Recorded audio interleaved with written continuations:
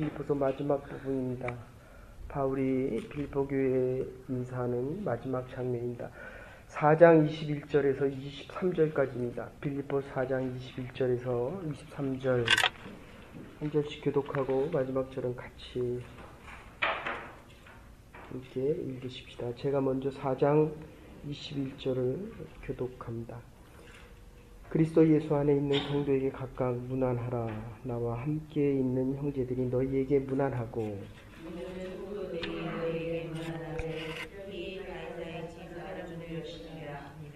함께 보십시다. 주 예수 그리스도의 은혜가 너희 심령에 있을지어다. 아멘. 이 빌립보서는 우리가 아는 대로 옥중서신입니다. 옥중서신인데 지금 이 내용을 보면 감옥 안에 있는 사람이 감옥 밖에 있는 사람들에게 문안의 편지를 드리는 장면입니다. 밖에 있는 사람이 안에 있는 사람을 걱정하는 게 아니라 안에 있는 사람, 고난을 받는 사람들이 감옥의 밖에 있는 사람들을 위해서 문안의 편지를 드리고 있습니다. 에베소 4장 1절에 보면 주 안에서 갇힌 내가 너희에게 권한다. 그리고 디모데후서에서는 내가 감옥에서 편지 쓴 것을 너희는 잊지 말라고 이야기를 합니다. 그리고 기뻐하라. 이중의 기쁨, 빌립보서의 주제다라고 얘기했습니다. 구원받음에 대한 기쁨을 하나님께 찬양하고 그리고 너희가 나의 면류관이 된 것을 내가 감사하노라. 그러니까 내가 너의 면류관이 되겠다는 게 아닙니다. 조금 이따도 다시 말씀드리겠지만 이 하나님의 교회, 우리가 하나님의 교회를 섬기면서 내가 원하는 대로 되지 않으면 불평과 원망이 생깁니다. 옳고 그름에 대한 문제가 아니라 믿는 자들 안에도 있는 것은 이 시기와 질투다라고 말씀드렸습니다. 내가 기뻐하는 이유는 너희가 나의 면류관이 된다라는 이야기입니다. 그래서 바울이 기뻐하라. 다시 말하노니 기뻐하라. 라고 시작하는 것입니다. 그러니까 이 유언 같은 말씀을 우리가 우리의 인생의 마지막일 때 앞에 3가지와 뒤에 5가지로 8가지로 이야기를 하는데 내가 과연 이 세상을 마지막 마치고 주님 앞에 설 때에 과연 영원의 시작이 되겠느냐 하는 것입니다. 오늘 하루의 시작은 정말 특별한 하나님의 선택받은 자들만 나와서 하나님 앞에 예배드릴 수 있는 것입니다. 하나님의 특별히 선택받은 사람들이 하나님의 일을 하다가 내 일이 아닙니다. 하나님의 일을 하다가 비록 내 일일지라도 하나님께서 택하시면 이게 하나님의 일이 된다. 거룩한 성도에 대한 선택, 이게 빌립보서에 있는 것입니다. 그런데도 우리가 자꾸 세상으로 가면 또 세상으로 돌아가는 것은 이거 내일부터 시작하는 갈라디아서에 대한 이야기들입니다. 자꾸 과거로 돌아갑니다. 내가 이러면 안 된다라고 하는데도 과거로 가는 가장 중요한 이유는 바로 이 구원받음에 대한 기쁨 때문에 그렇습니다. 어쨌든 기뻐하라. 다시 말하노니 또 기뻐하라. 이게 감옥에서 기뻐함이 가능하겠습니까? 로마 감옥 춥고 배고픕니다. 힘듭니다. 우리가 얼마나 간밤에 따뜻하게 배불리 먹고 평안한 잠을 자다가 이곳에 왔습니까? 그런데도 내가 원하는 대로 되지 않으면 이 불평과 원망이 생깁니다. 그런데 바울은 이 춥고 배고프고 아프고 힘든 곳에서도 나를 걱정하는 것이 아니라 빌립보 교인과 에베소 교인과 골로새 교인들을 위해서 기도하고 있다는 것입니다. 달리 말하면 우리 믿음의 구루터기 뿌리가 성도다. 성도들에게 성도 하기오스 이런 표현입니다. 프로토타입이라고 하는 이 성도라는 말이 원래는 이스라엘 백성들은 자기 이스라엘 백성들만을 위한 것이다 라고 생각을 하는데 그게 아니라 하나님이 부르신 성결된 아주 성별되어진 사람들에게 쓰는 표현입니다. 그래서 하나님이 우리를 부르셔서 우리는 죄가 있음에도 불구하고 성스러운 사람들이다. 하기오스다. 이런 표현을 씁니다. 그래서 성스러운 사람들이 모인 것, 이게 교회입니다. 이 교회에서 우리는 하나님의 일을 하고 하나님께서 원하시는 일들을 감당해 나가는 것입니다. 그러니까 내일이 잘 되면 기쁘고 즐겁고 감사하죠. 그런데 이게 하나님의 일이기 때문에 지금은 안 되는 것 같아도 내가 좀 마음이 아픈 것 같아도 좀 힘든 것 같아도 결국은 하나님의 영광을 드러내는 영광된 인생을 우리가 살아갈 수 있다. 이런 뜻입니다. 여러분 영화에도 나왔지만 인천상륙작전 인천 자유공원에 가면 메가더 장군 동상 밑에 써있는 글귀가 그겁니다. 승리를 대체할 수 있는 것은 아무것도 없다. There is no substitute for victory. 이렇게 씁니다. 그래서 인천상륙작전이란 영화를 보셔도 그렇지만 그 전지를 다 읽어보면 그렇게 이야기합니다. 도대체 왜 네가 이 불가능한 1000분의 1도 안 되는 인천상륙작전을 시도하려고 하느냐. 트루만 대통령도 그랬고 미국 연합군 지휘 사령부에서도 그거 왜 하느냐. 그러니까 우리가 지금 이 새벽기도를 나오면 사람들은 그런다. 그 새벽기도를 왜 가느냐. 그러니까 이게 좀 어쩌면 생각이 바뀌어야 됩니다. 물론 특별히 하나님이 선택해서 부르셔서 우리가 나옵니다. 그런데 말을 조금만 바꾸면 우리는 새벽기도라도 나와야 믿음을 지킬 수 있는 사람들이다. 이런 표현입니다. 새벽기도를 나오기 때문에 내가 아주 특별하다. 하나님의 특별하신 부름이 있지만 더 중요한 것은 우리는 믿음을 지키지 않으면 저는 하나님의 말씀을 전하고 여러분 하나님의 말씀을 듣고 여러분들이 세상에 나가서 오늘 하루 생활을 할 때 하나님의 복음 증거자로 살아가지 않으면 이 부르심에 대한 합당한 성도의 삶이 불가능하기 때문이라는 것입니다. 그럴 때 메가더 장군이 한국을 방문했을 때 15살, 16살 된 소년병이 이 후퇴를 하지 않고 있는 거예요. 그 참호 밑에서 다 도망을 가고 후퇴를 했는데도 물어봅니다. 도대체 너는 왜 후퇴를 안 하느냐? 후퇴하라는 명령이 없었습니다. 나에게 총과 총알을 주십시오. 우리는 하나님의 명령을 따라 살아가는 사람들입니다. 마지막 특수부대원들이 이 함대들이 들어올 때 길을 밝혀준 이 등대 그 특수부대를 뽑을 때 거기서 물어봅니다. 너는 왜 지원했느냐? 우리의 부모님들이 내 부모님이 편안하게 잠을 잘 수 있기를 원한다. 너의 마지막 소원이 뭐냐? 그냥 잠 한 번 자고 싶습니다. 이게 특수부대, 자기의 목숨을 놓고 살아가는 사람들이에요.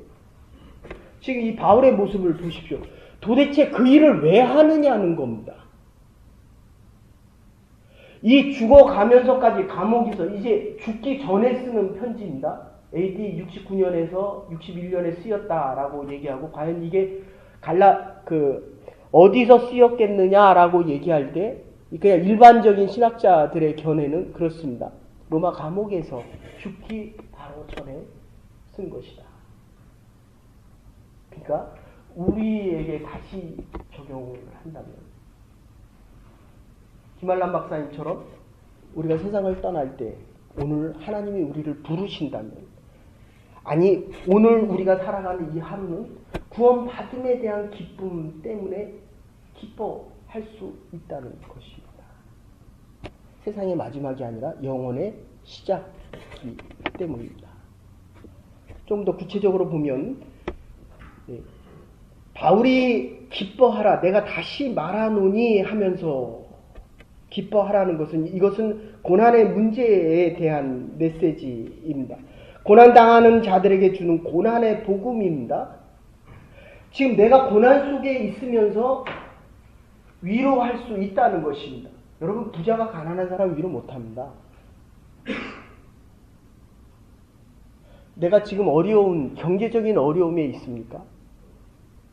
하나님이 나의 고난을 통해서 어려운 사람을 위로하라는 겁니다. 제가 이렇게 아파 보니까 여러 번 아팠습니다. 근데 이번에 정말 결정적으로 아파 보니까, 제가 아마 목회 한 20살 때부터 목회를 했으니까 지금 한 40년 할 때마다 아픈 자에게는 밥을 굶어가며 잠을 못 자면서 갔거든요. 근데 진짜 아파 보니까, 이제 하나님이 부르실 그 지경에 돼 보니까 아픈 사람의 마음이 이제 더 분명하게 이해가 됩니다.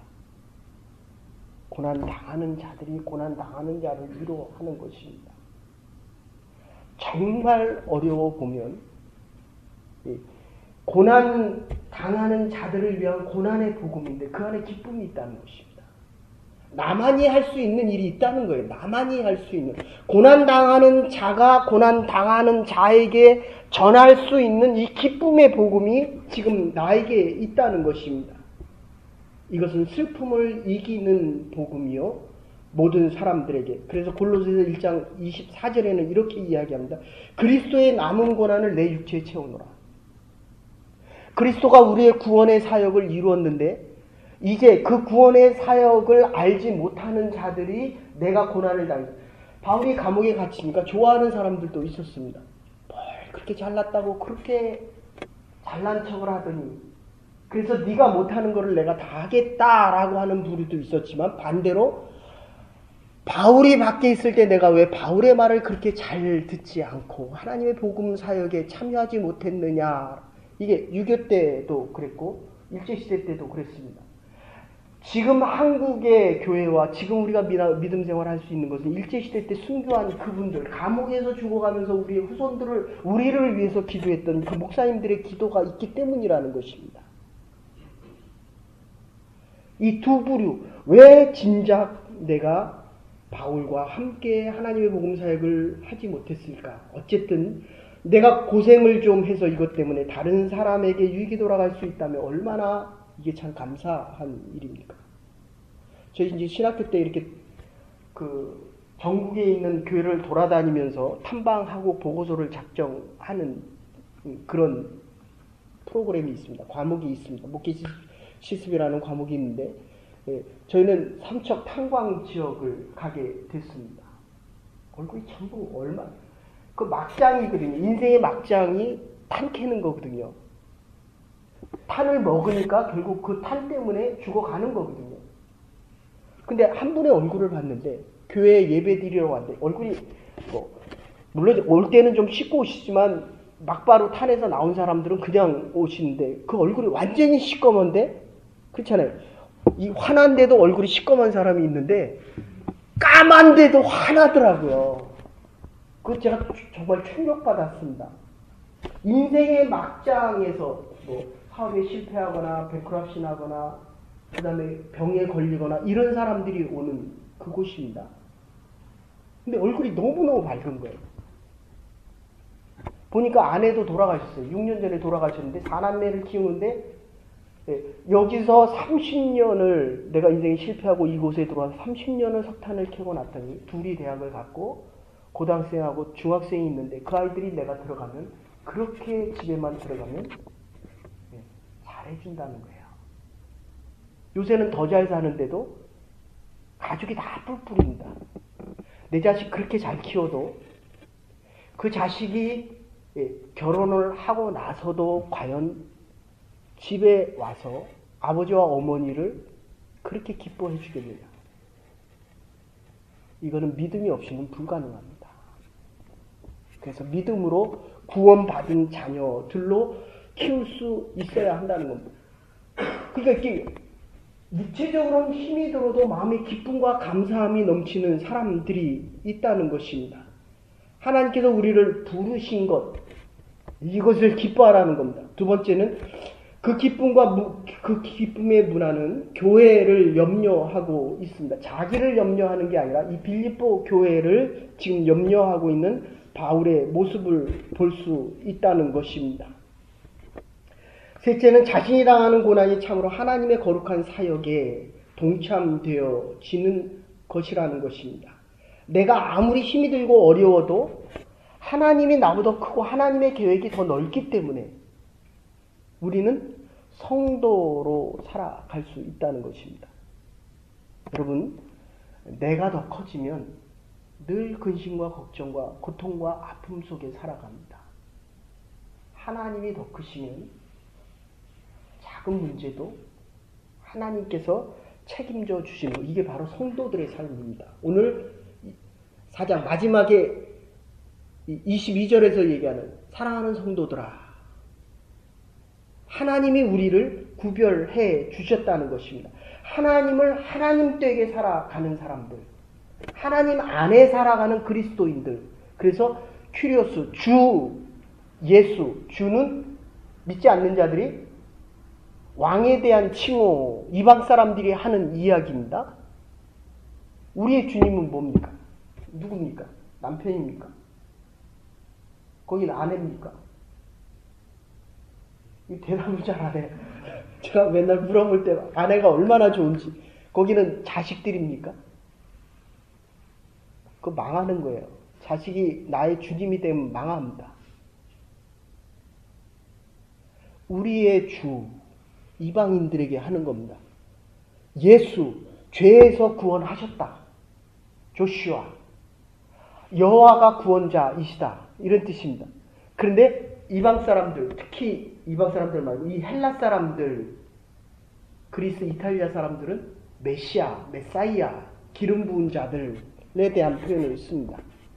어쨌든 지금 이 두 번째 선택받은 무리들에 대한 이야기입니다. 하나님께서 선택하시고 그리스도의 선택받은 사람들, 말씀과 성령에 의해서 중생되어졌다, 구원되어졌다, 영생을 얻었다. 이게 가장 큰 축복이라는, 성도가 있다면 그 다음에 이 두 번째는 선택받은 무리들이라는 것입니다. 내가 나온 게 아닙니다. 하나님이 나오게 하신 것입니다. 그래서 힘이 들어도 나오는 것입니다. 그렇기 때문에 힘든 가운데 나만이 할 수 있는 하나님께서 나에게 원하시는 일들을 가지고 살아가는 사람들, 꿈의 사람이 하나님의 비전을 하나님께서 이 땅에 하시고자 하는 일들을 이루어가는 하나님의 사람들입니다.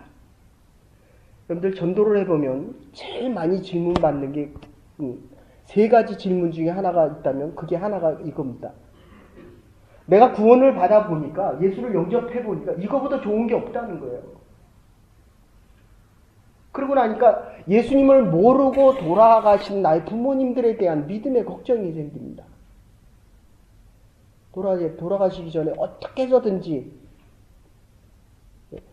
적어도 나의 부모님은 예수님 그리스도를 영접시켜야 됩니다. 그 이제 질문을 합니다. 그러면 정말 우리의 부모님들은 착했는데 이분들은 어떻게 됩니까? 뭐라고 대답합니까?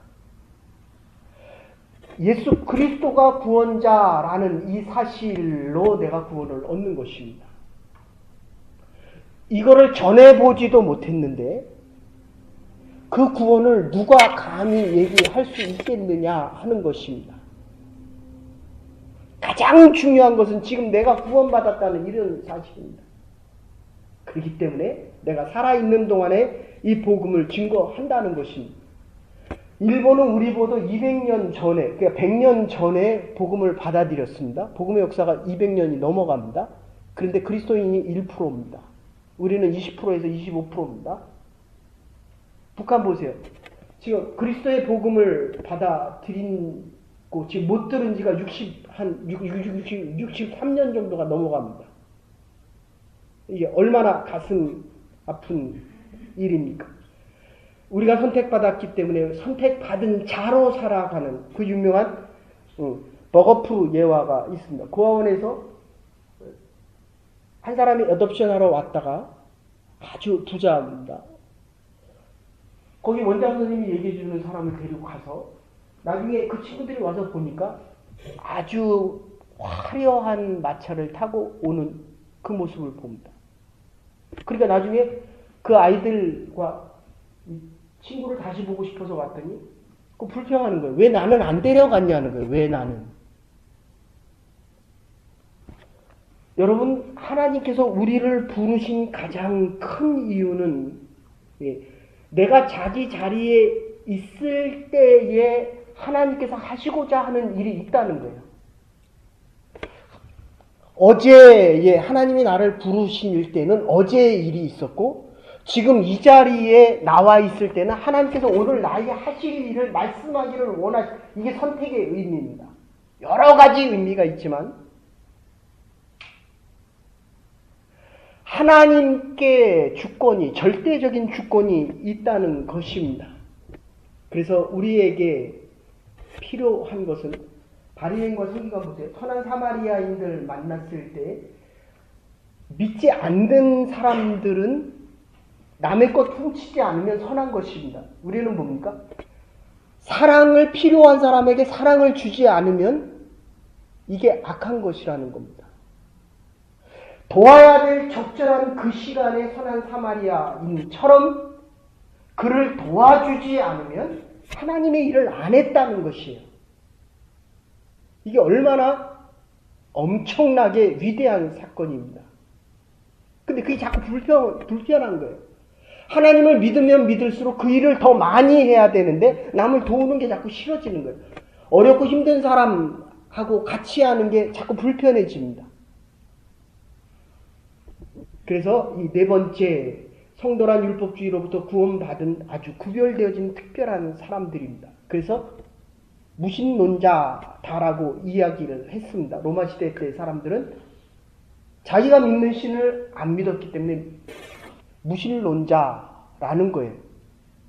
그들이 모르는 하나님을 믿었습니다. 더 나아가서는 우리는 다 형제 자매거든요. 노예를 보고 형제 자매라 그러고 죄인을 보고 형제 자매다라고 이야기합니다. 그러니까 우리의 믿음이 하나님 앞에 자꾸 가까이 갈수록 있는 자나 없는 자나 아는 자나 모르는 자나 내가 싫어하는 일을 하는 자도 하나님 앞에서는 자녀이기 때문에 나에게는 형제라는 겁니다. 우리는 다 형제입니다. 다. 어떤 때는 이 사람이 좋아하는 일을 할 수 있고 어떤 때는 이 사람이 좋아하는 일을 할 수 있고 이게 하나님의 교회, 거룩하게 택함 받은 사람들, 그러면 종말론적인 의미가 바로 이 세상에 대해서는 관심이 없고 마음 같아서 하늘나라에 두고 살아가는 사람들입니다. 그리스도 안에 있는 이 성도라는 의미, 구원과 약속과 신령한 삶을 살아가는 사람들의 삶의 의미입니다. 그래서 바울이 마지막에 이렇게 이야기합니다. 22절의 마지막 부분에 보면 가이사라고 하면 시저입니다. 당시의 시저, 황제의 측근들을 이야기합니다. 그들도 형제라는 거예요. 권력을 많은 자들도. 그래서 바울이 뭐라고 얘기합니까? 황제를 위해서, 고관을 위해서, 있는 자들을 위해서, 권력을 잡은 자들을 위해서 기도하라. 제가 한국에 갔을 때 청와대에 비선 실 때 요새 그것 때문에 얼마나 말이 많습니까? 그러면 사람들이 관심을 아주 많이 가져줍니다. 여러분들 제가 부탁하기는 여러분들 교회에 나올 때는 그 사람의 배경 묻지 마십시오. 하나님의 사람일 뿐입니다. 근데 어쨌든 여기서 바울도 가이사의 사람들에게 존경을 표하고 문안을 드린다라고 얘기합니다. 그랬더니 그 당시에 있었던 사람이 시저의 측근이라고 이야기하니까 아주 높이 봅니다. 빌립보서 1장에는 뭐라고 얘기합니까? 친위대원들도 내가 전도를 했고 시저의 측근들도 전도했다. 이런 뜻입니다. 감옥에서 바울이 아무것도 안 하는 것 같은데 아무것도 안 한 것이 아니라 오히려 지배계 층의 사람들에게 복음을 전했다. 이로부터 300년 후에 로마가 313년에 콘스탄티노플 밀라노 칙령을 통해서 기독교가 공식되고 395년에 국교로 바뀌게 됩니다. 이게 바울이 한 것입니다. 여러분, 우리의 인생에서 정말 아무것도 하지 않은 것이 아니라 하나님께서 나를 향하신 그 뜻과 일들이 있다는 겁니다. 23절 마지막에 보시면 주 예수 그리스도의 은혜가 너희 심령에 있을지어다. 내가 주라고 이야기하는 그는 나의 구원자 예수이십니다. 그리고 더 나가면 주 예수 그리스도 메시아 우리에게 기름을 부으시고 성령의 기름을 부으시고 고린도전서 13장 13절에 있는 주 예수 그리스도의 은혜와 하나님의 사랑과 성령의 교통하심이 너희 무리와 함께 있을지어다. 축복 기도입니다. 고난 당하는 자가 밖에 있는 자들을 위해서 자유로운 자들을 위해서 축복하는 장면입니다. 있을 때 하나님의 사역을 감당하시고 아무것도 없을 때 고난 받을 때 하나님의 복을 빌어줄 수 있는 그래서 내가 구원받은 이 기쁨 때문에 너희들이 나의 기쁨이 되어 나의 면류관이 되어 하나님의 영광을 드러낼 수 있는 영광된 인생 살아가는 하나님의 백성들과 하나님의 교회가 될 수 있기를 주의 이름으로 축원합니다. 이제는 외머리 되신 우리 주 예수 그리스도의 극진하신 은혜와 하나님의 원하신 사랑과 성령의 감동교통하심 이 자리에 모인 선택받은 주의 백성들을 위해 성별되어져 하나님의 영광 중에 영광을 위해 살아가는 하나님의 백성들을 위해 이제로부터 영원토록 함께 하시옵기를 축원하옵나이다. 아멘. 하나님의 역사와 하나님의 영광을 위해 살아갈 수 있는 믿음의 백성들, 선택되어 받은 주의 백성들 될 수 있기를 바랍니다. 내일부터는 갈라디아서를 함께 생각하도록 하겠습니다.